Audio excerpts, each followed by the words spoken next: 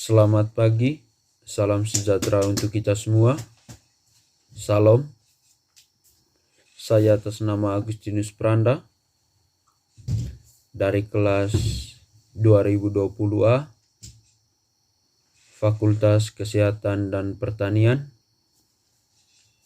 Saya akan menjelaskan atau mempresentasikan makalah yang berjudul Konsep Hubungan Antar Manusia, Konsep Diri, dan Johari Window. A. Hubungan antara manusia. 1. Hubungan antara manusia. Pengetahuan tentang hubungan antara manusia mendasari interaksi dan komunikasi antar bidang dengan klien dalam pelayanan keperawatan, mempermudah ahli pengetahuan dan komunikasi perilaku klien. 2. Definisi HAM. Hugh Cabot dan Joseph Akal 1967. Hubungan antar manusia adalah suatu sosiologi konkret karena penelitian situasi kehidupan, khususnya masalah interaksi dengan pengaruh psikologinya. Interaksi mengakibatkan dan menghasilkan penyesuaian diri secara timbal balik yang mencakup kecakapan dalam penyesuaian dengan situasi baru. 3. Habonner 1975. Interaksi adalah hubungan antara dua atau lebih individu, manusia dan perilaku individu yang satu mempengaruhi, mengubah, dan memperbaiki perilaku individu yang lain atau sebaliknya. 4. Tujuan hubungan antar manusia. Memanfaatkan pengetahuan tentang faktor sosial, psikologi dalam penyesuaian diri manusia sedemikian rupa sehingga penyesuaian diri terjadi dengan serasi dan selaras dengan ketegangan dan pertentangan sedikit mungkin. Menemukan, mengidentifikasi masalah, dan membahas untuk mencari pemecahan masalah. 5. Faktor yang mendasari interaksi sosial. Yang pertama, imitasi, sugesti, identifikasi, simpati. Yang keenam, faktor imitasi adalah keadaan seseorang yang mengikuti suatu di luar dirinya. Syarat-syarat imitasi, minat dan pelatihan yang cukup besar terhadap hal yang akan diimitasikan, menunjung tinggi dan mengagumi hal-hal yang imitasi seseorang meniru suatu pandangan atau tingkah laku karena akan memperoleh pengharapan sosial yang tinggi. 7. Faktor sugesti adalah proses seseorang individu menerima cara pandangan atau pedoman tingkah laku orang lain tanpa kritik melebihi suatu syarat sugesti. Hambatan berpikir karena rangsangan emosional. Proses sugesti terjadi pada individu secara langsung, menerima tanpa mempertimbangkan terlebih dahulu segala pengaruh atau pandangan orang lain. Yang kedelapan, pikiran perpecah-pecahan, diasosiasi. Pikiran perpecah-pecahan atau diasosiasi, orang yang sedang mengalami pemikiran yang pecah-pecah, mudah terjadi sugesti, otoritas atau prestisai, Proses sugesti cenderung terjadi pada orang yang sikapnya menerima pandangan tertentu dari seseorang yang memiliki keahlian tertentu sehingga dianggap otoritas dalam keahlian tersebut, atau dari seseorang yang mempunyai prestasi sosial yang tinggi.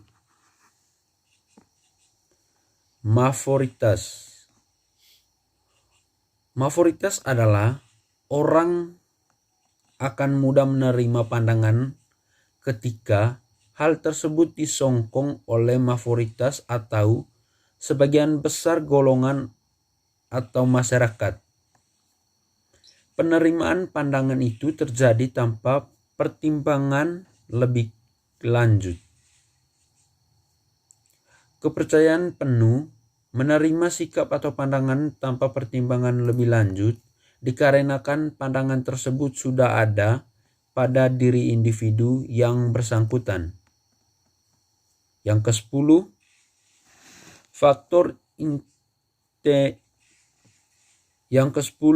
faktor identifikasi.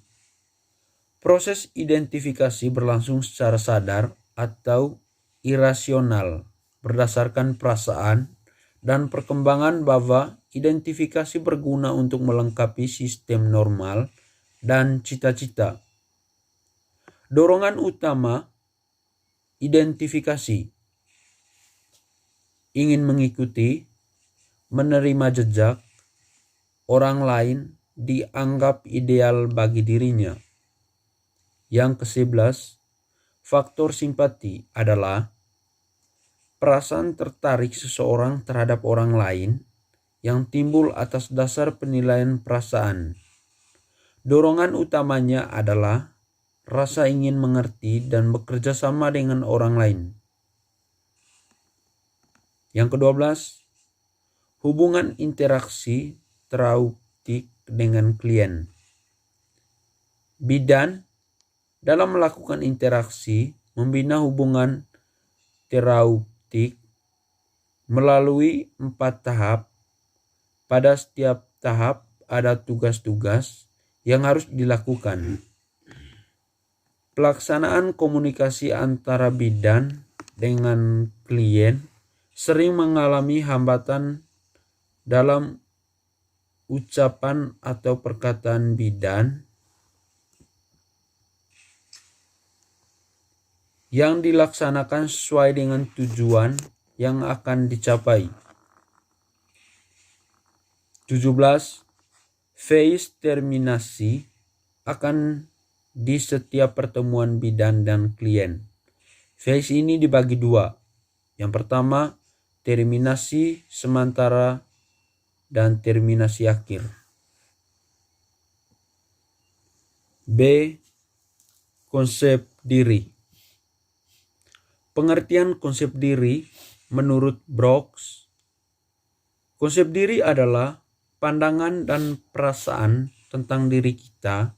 Dalam konsep diri, kita sebagai objek dan subjek dan proses. Coley menyebut dengan looking glass self, cermin diri, komponen kognitif, kemudian disebut dengan citra diri, komponen afektif, kemudian disebut harga diri. Faktor-faktor yang mempengaruhi konsep diri. 1. Orang lain. Tidak semua orang mempengaruhi kita, hanya orang yang paling dekat atau paling penting yang paling mempengaruhi disebut dengan significance of hers. 2. Kelompok rujukan atau referensi group. Konsep diri negatif memiliki 2. Yang pertama, peka terhadap kritik, responsif terhadap kritik, sikap hiperkritis, merasa tidak disenangi orang lain. C. Konsep teori Johari-Window. Konsep teori Johari-Window digunakan untuk menciptakan hubungan intrapersonal dan interpersonal, yaitu hubungan antara diri sendiri dan hubungan diri sendiri dan orang lain. Open self atau wilayah terbuka merupakan suatu keadaan di mana seseorang sering terbuka terhadap dirinya sendiri maupun orang lain. Faktor-faktor yang menumbuh hubungan antar manusia di antaranya adalah berbagai faktor komunikasi, interpersonal. Faktor percaya adalah yang paling penting. Sikap suportif adalah sikap defensif bila ia tidak menerima, tidak jujur, dan tidak empatis. Teori Johari-Window atau Jenderal Johari merupakan sebuah teori yang digunakan untuk membantu orang dalam memahami hubungan dirinya sendiri dan orang lain. Teori Johari-Window disebut juga teori kesadaran diri mengenai perilaku maupun pikiran yang ada di dalam diri sendiri maupun di dalam diri orang lain. Itu saja presentasi hasil makalah dari saya. Kurang dan lebihnya saya mohon maaf. Sekian dan terima kasih.